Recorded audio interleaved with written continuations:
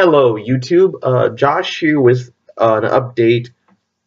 This is mostly focused on the DCEU, DC Extended Universe, the upcoming film universe, which is growing by the day by the number of projects that are piling up.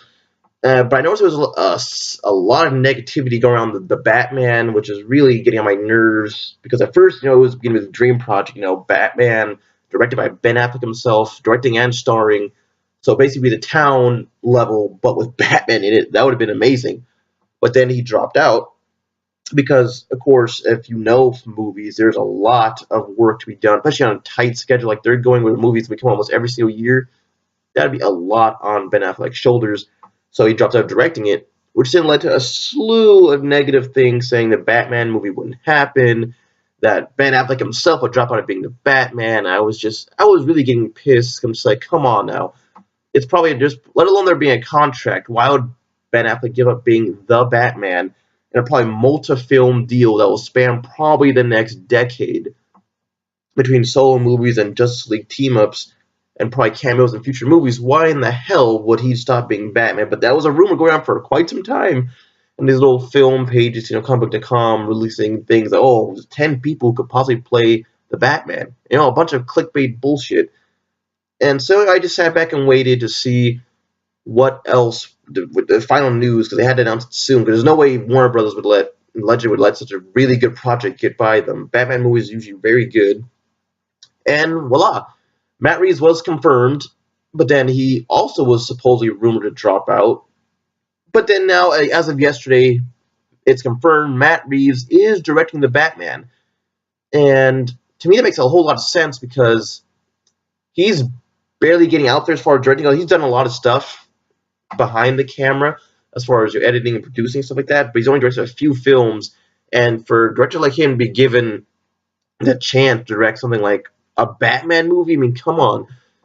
It's not. I don't say it's a thing that only a few people have done, because there've been a lot of directors who've had the chance. Christopher Nolan, Tim Burton, Joel Schumacher, but and of course all the anime films also.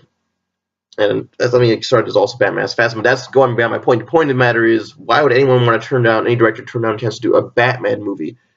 And obviously, they picked him out for a reason, because a lot of his movies are very good. Now, mind you, I've only seen, honestly, two of his movies. I saw Cloverfield's very first one before I really knew him. And Cloverfield on its own, I don't think it's a bad movie at all. I liked a lot of the shots. I thought the story was interesting. The only thing I don't like about it, which encompasses the whole movie, honestly, obviously, is the shaky cam. I despise the shit of shaky cam. I think it fucking sucks. I hate that point of view. So, I mean, any movie that's based on shaky cam, I usually just avoid seeing it. But that's not to say that shaky cam movies are just automatically bad, because Cloverfield, like I said, has a really good premise. It's interesting. I just don't like shaky cam. But there are other good movies there, like Troll Hunter. I saw this European movie, also a very interesting monster fantasy type movie. And, doesn't mean it's going to be a bad movie because of shaky cam, like I'm trying to reiterate. But I'm just not a fan of the style. I just do not like it. But that being said, he did direct my favorite movie of 2014, being Dawn of the Planet of the Apes. I loved that movie. And that is acknowledging that Days of Futures Past and Godzilla 2014 came out that year.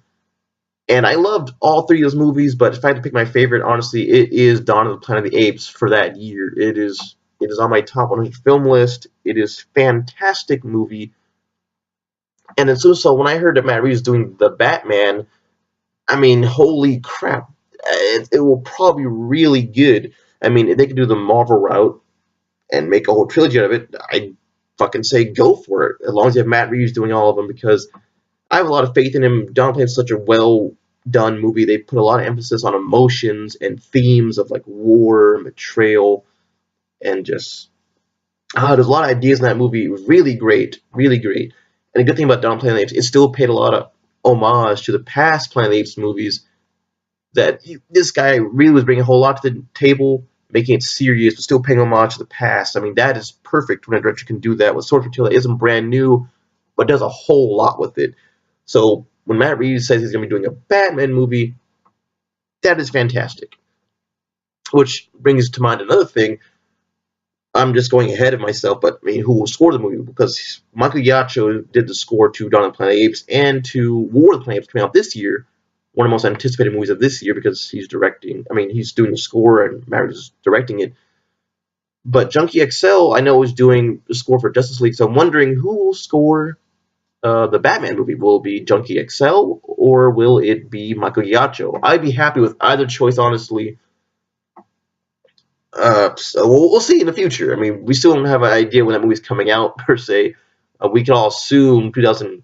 I'd say probably 2019, probably, because the script's still getting worked on. We'll probably take the better part of this year, and then it'll probably start filming near the end of this year, probably. And then if they go for a summer release, yeah, 2019. If they want to do maybe a late 2018, maybe winter release, which I kind of doubt, but who knows? Oh yeah, we could see it by that time.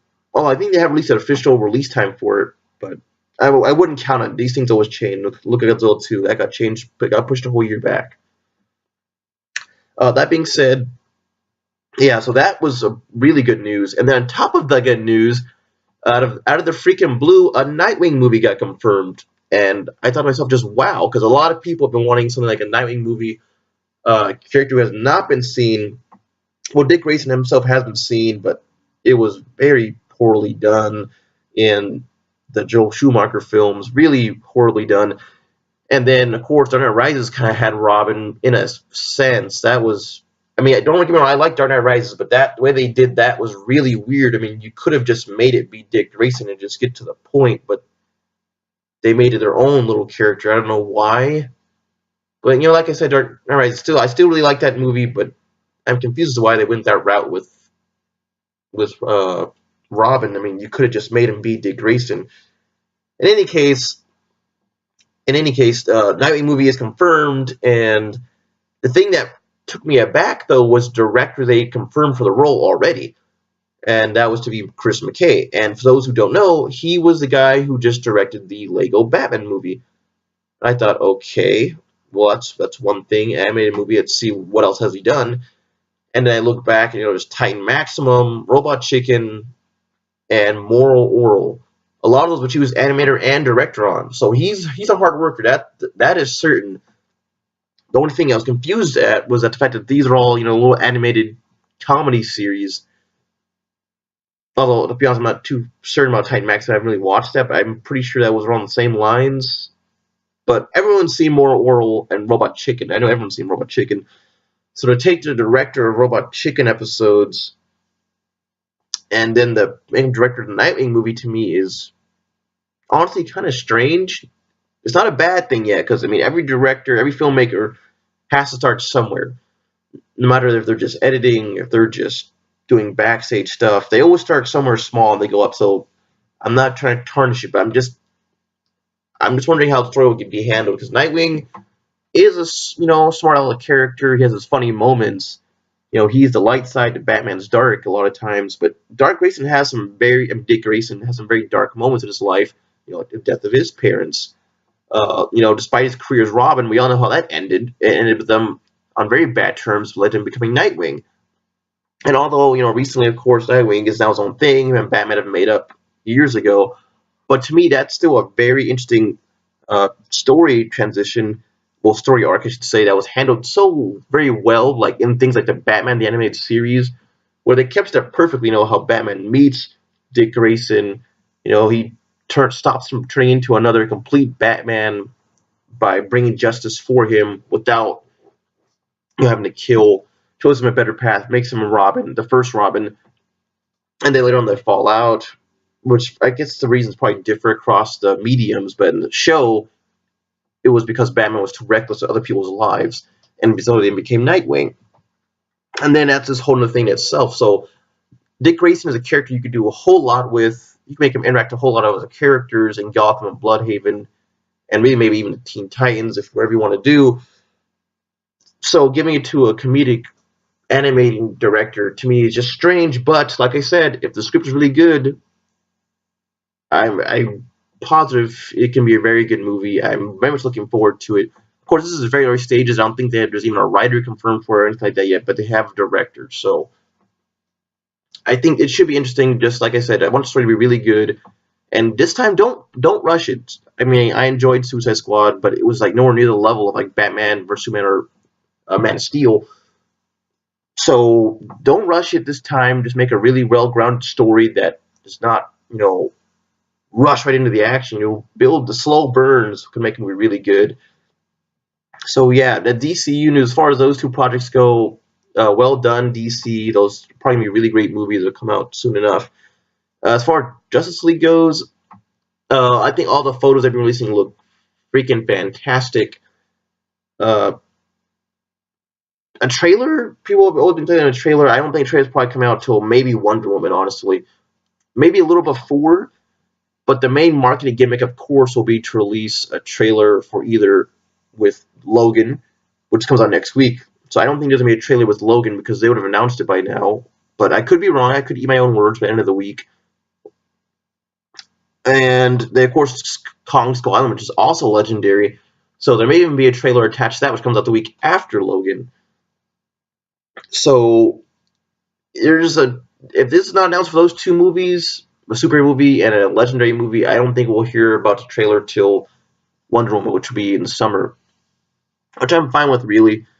It will not take too much. Well, of course, I remember advertising there, there's no doubt about it, but I don't think it will take too much time to get people hyped about the movie, which comes out in November. July to November is a pretty good stretch of time to build up a humongous audience who will buy your tickets really early. I know I will, because good God, it's going to be an amazing movie. But that's all I have for DC, at least the live action movies, anyways. But keep watching, YouTube fans, and get your popcorn ready for Nightwing and the Batman. Those are going to be fantastic movies. I can feel it already. And kudos to the DCU for growing that much bigger.